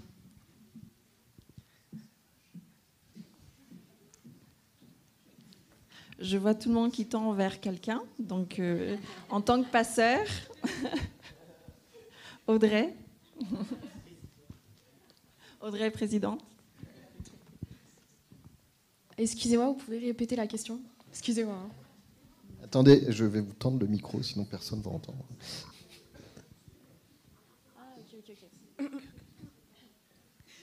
La question, c'est que quand on voit un spectacle comme ça, chacun va avoir une interprétation. Mais j'aimerais bien avoir, l'idée qui a fait que vous avez fait ce spectacle, pourquoi il n'y a pas de parole, une petite explication, quoi, s'il vous plaît. Ok. Alors, ce spectacle, il part... en fait, il est dans le cadre d'un cours qui s'appelle l'interculturalité, interculturel. Ok. Et donc, dans ce cours d'interculturalité, en fait, on a essayé de déconstruire toute la notion de culture, de voir que c'était quelque chose, c'était une construction sociale, qu'elle n'existait pas vraiment, de voir que on essaye de se différencier, etc. Que la langue, comme on l'a vu d'ailleurs dans la conférence, que la langue c'est un facteur pour créer des liens, etc. Mais c'est aussi pour des fois, on crée des frontières avec. C'est pour ça, je pense qu'on n'a pas vraiment utilisé de mots, de phrases complètes, etc. On a surtout utilisé des mots forts parce que ce qu'on voulait faire ressortir, c'est que c'est toute cette interculturalité, ces liens qu'on peut créer, sortir toutes ces notions fortes qui font qu'on était ensemble, qu'on est une communauté, qu'on peut créer des groupes, vivre ensemble, le destin commun, etc. Après, à côté de ça, on a eu des mots forts aussi comme, je crois, c'était solitude. On a eu solitude, racisme, etc. C'est des mots qui font mal, qui sont forts, qui marquent au contraire des ruptures, des groupes qui ne vivent pas ensemble. Voilà. Et donc voilà, je pense que c'est ça, c'est ce qu'on voulait montrer, c'est l'interculturalité.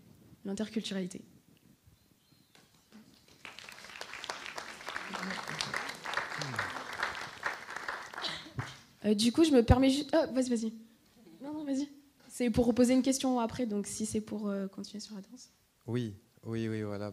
Donc, pour compléter, merci Audrey. Pour compléter un tout petit peu cette réponse, bon, moi, j'ai pas grand-chose à dire parce que c'est vrai que je leur ai donné aussi beaucoup de liberté par rapport au choix de certaines matières, des matières.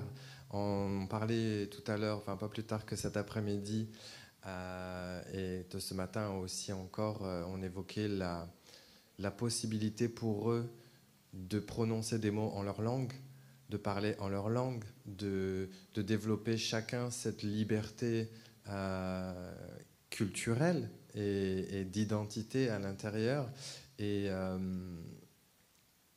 après, c'est vrai que la difficulté, c'était aussi de pouvoir, pour eux, je pense que c'était une des pistes. Mais c'est vrai que ce qui était intéressant là, c'était de pouvoir travailler sur un langage commun. Et avant la langue française, leur langage commun, c'était le corps et le travail de la danse. En gros, on va dire le travail artistique. Et ça m'amène aussi un petit peu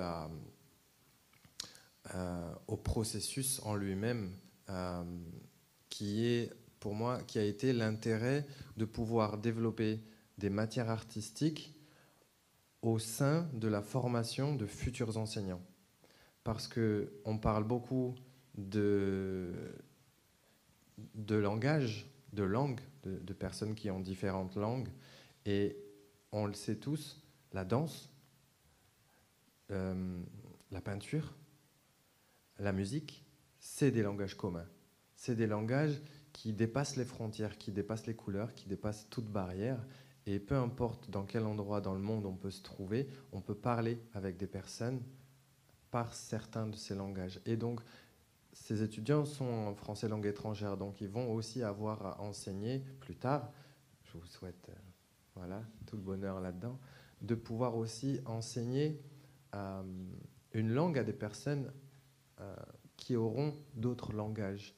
Et l'idée, la proposition d'Elatiana et de l'université, leur proposition par rapport à mon travail, ça a été, et du coup un de mes objectifs, a été vraiment de les emmener dans un travail artistique, premièrement, mais surtout pour moi, de les amener à comprendre et à s'intéresser et à avoir envie de développer au sein de leur future classe des matières artistiques, parce que ce sont des matières qui sont transversales à tout langage, en premier lieu. Et ce sont aussi des matières qui permettent de développer énormément de connaissances, énormément de qualités et énormément d'éléments qui, à notre sens, artistes, manquent à l'école, au sein de l'école. Il n'y a pas si longtemps que ça, la semaine dernière, j'étais intervenant, très rapide parenthèse, j'étais intervenant pour une classe, pour une formation DU. Et il y a une des personnes qui, dès le début, donc des formations DU, c'est des personnes qui sont éventuellement profs, des personnes qui travaillent au sein d'organismes de formation, etc. Donc ce sont des personnes qui sont dans les systèmes et qui ont un lien avec les élèves, direct ou indirect. Et à un moment donné, cette personne-là m'a dit, moi j'intervenais en tant qu'artiste, cette personne-là m'a dit, oui mais les artistes, vous coûtez cher. Vous coûtez très cher. C'est une des premières choses qu'elle m'a dit. Donc, moi, je ne lui ai pas répondu sur le moment, pédagogiquement et poliment, mais la délinquance, elle ne coûte pas plus cher que l'artiste. Et les interventions artistiques aujourd'hui, c'est notre faute aussi. C'est aussi notre responsabilité de continuer à développer des insertions artistiques, des insertions autres que ce qu'on a déjà l'habitude de voir. Il y a des choses qui marchent, il y a des choses qui ne marchent pas. On voit très très bien ce qui ne marche pas, on le sait. Donc c'est aussi pour ça que ce type de programme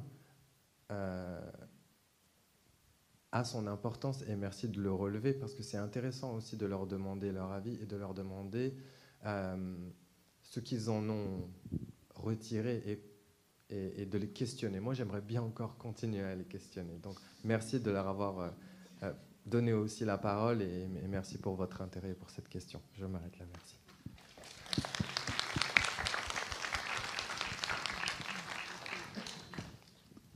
Excusez-moi, j'ai juste une question. Juste pour mettre en contexte, c'est la semaine dernière ou en début de semaine, on a eu un cours où on nous a demandé de se positionner sur la question de l'existence d'une langue calédonienne. Si il existait une langue calédonienne. Ça a divisé un peu la classe, il y a eu des discussions qui ont perduré après. Et du coup, ma question est pour Madame Razafi. Existe-t-il, d'après vous, une langue calédonienne ? Audrey, je ne vous ai pas encore donné votre note.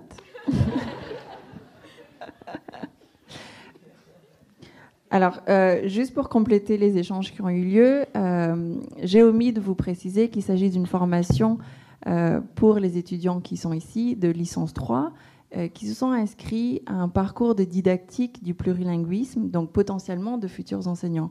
Si on a choisi d'explorer les voies artistiques, c'est notamment en nous basant sur des travaux en didactique, en sociolinguistique, qui nous démontrent que lorsqu'on veut apprendre une langue nouvelle ou une langue autre, c'est un travail de corps, c'est un travail qui engage la personne dans son entièreté et que parfois, on peut passer par des voies détournées, des pédagogies détournées, avant de cumuler les règles, les listes de vocabulaire, etc.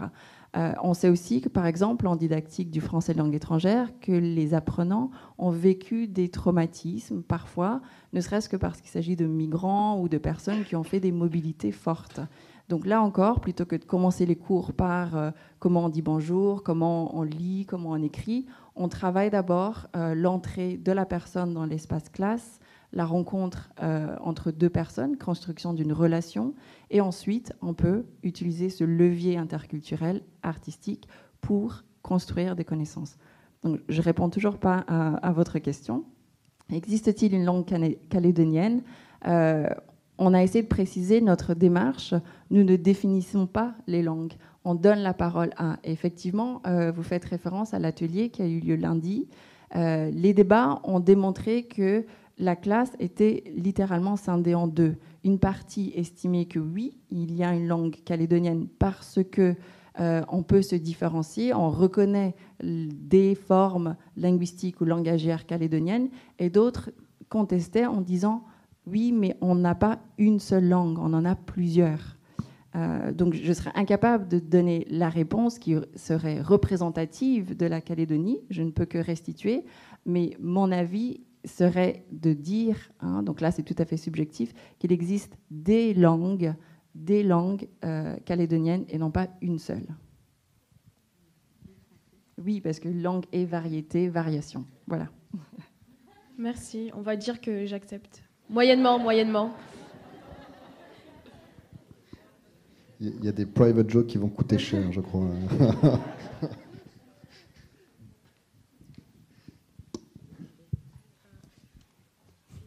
Bonsoir. Merci beaucoup à toutes les trois de votre présentation. Alors, c'est triché parce que c'est mes collègues, mais je m'étais dit que je ne prendrais pas de notes parce que j'allais savoir tout ce que vous alliez dire, et puis en fait, j'ai pris plein de notes. Alors, merci beaucoup parce que ça me chamboule aussi dans mes représentations parce que moi, je suis linguiste et donc l'arbre syntaxique de la langue, pour moi, c'est la langue. Donc, ça m'a fait du bien d'être contredite. Et en fait, c'était pas vraiment une question, mais une réflexion, parce que de plus en plus, on réfléchit en linguistique à des processus ou à des stratégies de revitalisation de langues en danger ou de langues minoritaires ou minorisées. Et il y a de plus en plus fort un discours aussi sur le fait que peut-être que pour revitaliser les langues en danger, il faut arrêter de se convaincre qu'il faut passer par l'écrit notamment pour les langues à tradition orale, de ne pas forcément avoir recours à la standardisation et la graphisation de ces langues. Et là, je crois que vous m'avez un petit peu davantage convaincu que c'est peut-être en passant par d'autres modalités d'expression de la langue qu'on va peut-être y parvenir et de peut-être aussi abolir notre association avec le fait qu'une langue, c'est forcément écrit et qu'il n'y a que comme ça qu'elle va survivre dans le temps et que les langues qui n'ont pas de tradition d'écriture depuis longtemps, peut-être que ce n'est pas la bonne solution que de les forcer à rentrer dans le moule aussi de nos conceptions monolingues occidentales, qu'il faut qu'elles passent par l'écrit et que peut-être qu'il faut qu'elles passent par le corps, par les expressions artistiques et que ça peut peut-être marcher. Donc merci beaucoup. Je vais donner la parole à Véronique. Je sens qu'elle a plein de choses à dire. Mais oui, effectivement, on sait que la description, la standardisation des langues et l'équipement des langues se fait souvent dans une intention bienveillante pour leur permettre d'être transmises, d'être enseignées, d'être institutionnalisées. Mais il y a toujours le risque de les figer parce que dès le moment où dans les représentations, cette interprétation des variétés linguistiques est perçue comme étant la norme, du coup, on va avoir un rapport très exigeant et intolérant par rapport aux variétés linguistiques. Donc, je dirais que ce n'est pas tant le processus qu'on entame, mais encore une fois, le rapport social qu'on a à ce processus et notre rôle, notre responsabilité en tant qu'enseignante et chercheuse et parents, c'est d'accompagner vers une démarche d'adaptation constante vis-à-vis des variétés langagières et non pas une recherche d'une vraie ou d'une langue qui soit idéale et donc figée. Le micro passe pas à moi, donc je passe ma réponse. Souviens-toi quand on est allé à la BU et qu'on a exploré ces vieux manuscrits, qu'on s'est plongé dedans. Ils avaient une odeur, mais elles ne chantaient pas ces langues, elles ne nous parlaient pas pour certaines. Non, elles n'étaient pas du tout polyphoniques. Donc oui, alors il ne faut pas non plus opposer ces différents supports ou formats. Il faut les articuler, ils sont complémentaires. Mais je voulais juste te faire ce petit clin d'œil et à quel point on s'est posé des questions. Alors, tu la reconnais là, la langue ? Ça chantait pas, ça parlait pas. Oui, alors j'ai envie de dire qu'effectivement, derrière chaque modèle, derrière chaque théorie du langage, il y a des idéologies, bien sûr. Donc je pense que c'est très important en tant que linguiste, sociolinguiste, didacticien, de toujours remettre en question nos propres conceptions et représentations et idéologies que l'on place donc derrière les définitions notamment ou les démarches. Donc bien sûr, oui, je vois quand même un petit peu d'ethnocentrisme dans la démarche qui consiste à dire que pour qu'une langue soit conservée, il faut passer systématiquement par l'écrit et par la norme. Voilà, il y a heureusement bien d'autres modèles, notamment les Corses qui utilisent donc la polynomie. La polynomie, c'est le fait d'accepter la variation. Donc le corse est enseigné. L'éducation bilingue est très, très, très répandue là-bas. Et cette éducation bilingue passe par la prise en compte de la variation. C'est-à-dire qu'on n'a pas fait le choix. Les Corses, on dit on ne va pas faire du copier-coller du français. On va innover. Voilà, donc le mot que moi, je voulais placer, Stéphanie, c'était polyphonie. Moi, c'est innovation. On l'a montré ce soir. Et ça me fait penser l'an dernier à un exposé d'étudiants futurs enseignants de l'Ankanac qui avait donc présenté un petit peu l'historique de l'enseignement des langues, avec aussi le processus de l'école, en soulignant donc les différentes périodes de ségrégation dans un premier temps. Ensuite, la période suivante, donc c'est l'assimilation. Et ensuite, à partir des années 80, on est passé à la période de l'adaptation. Et donc, ils sont arrivés jusqu'en 2017. Et là, les deux étudiants qui ont fait un exposé absolument brillantissime dans le contenu et dans la forme, ont posé une question au public, donc à leurs collègues, aux étudiants, et en disant mais qu'est-ce qu'on peut faire maintenant, parce que là on arrive quand même au bout du système là, de l'adaptation, et l'ensemble des étudiants ont réfléchi, un atelier de 10-15 minutes, et ils ont leur réponse c'était innovation. Donc ils sont convaincus en tant que futurs enseignants de langue kanak, de langue minorisée, qu'il va falloir innover. Et je pense que nous, chercheurs, on a essayé modestement de le montrer ce soir, on est obligé aussi d'innover dans les façons de faire de la recherche. Donc innover aussi dans les pratiques de revitalisation et oser, oui. Puis donc on a justement l'espoir d'étudiants qui sont en Master 2, qui collaborent ensemble dans la région de Yingen et donc qui travaillent avec des associations locales, des acteurs sociaux à justement créer ensemble des ateliers pour revitaliser. Mais là, c'est ni l'académicienne, ni le locuteur qui arrive et qui dit on va faire ça, ça, ça. Non, non, c'est un vrai travail de coopération où ils discutent de leurs besoins, de ce qu'ils voudraient faire, et à partir de la définition de ces besoins, ils ont commencé donc des ateliers collaboratifs de revitalisation d'une des langues de la région. Excusez-nous pour la réponse un peu longue. Je voudrais revenir encore sur le spectacle, parce que justement, je me suis posé la question, quand on a parlé de portrait et de multilinguisme, si justement on allait écouter un exemple de chaque langue.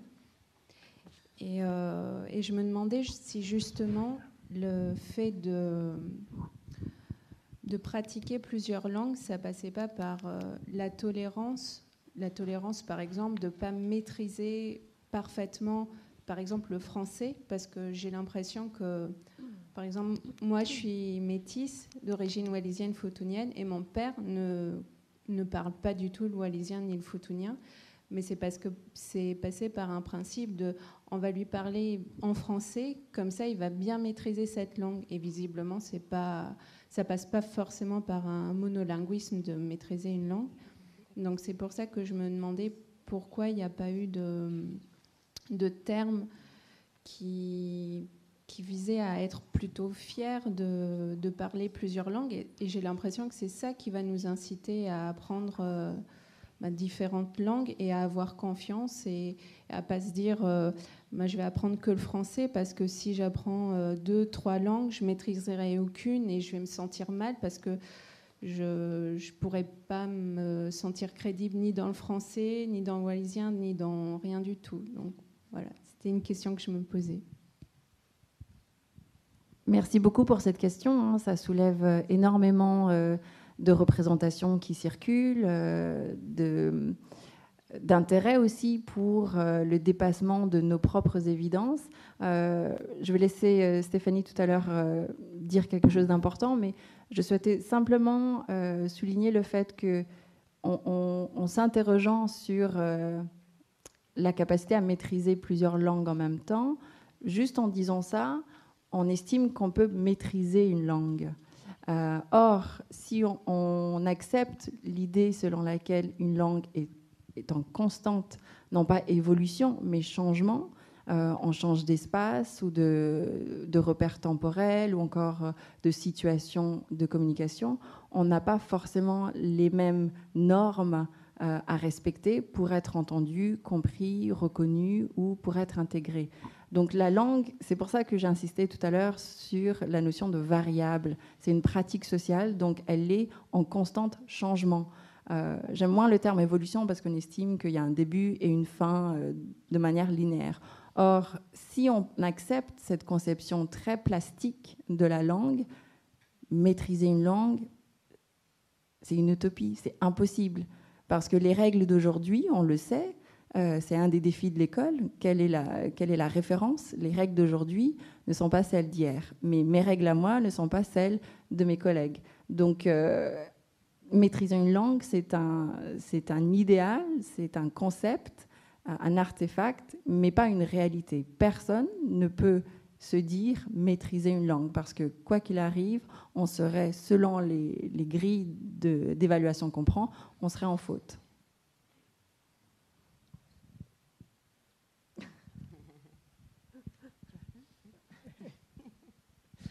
Oui, alors, pour compléter, pardon. Pour compléter cette question de la maîtrise, l'objectif en soi, les finalités, ne sont pas tant de pouvoir parler toutes les langues du monde, ça me semble être un mythe, mais c'est de reconnaître la valeur de toutes les langues en présence au sein d'un espace ou du groupe classe dans lequel on se situe à un moment donné. Donc c'est vraiment les reconnaître, les inclure et prendre appui sur ces langues. Ça invite donc aussi à questionner les postures de chacun, hein, puisque même si on est plurilingue, on n'a absolument pas la prétention de maîtriser toutes les langues, hein. Donc ça nécessite de dépyramider les rapports entre enseignants et apprenants, et ça nécessite, enfin ça invite en tout cas à questionner les pratiques professionnelles. Et donc de fait, si on est dans cette démarche d'inclure et de reconnaître les répertoires plurilingues de chacun et la diversité de savoir qu'ils ont en eux, ce qu'ils peuvent proposer, alors chacun a un rôle à jouer dans cet espace et est positionné un peu comme un expert, même si j'aime pas trop ce mot, hein, mais en tout cas est invité à apporter, à contribuer à ce qu'on va articuler ensemble. Voilà ce que je voulais rajouter.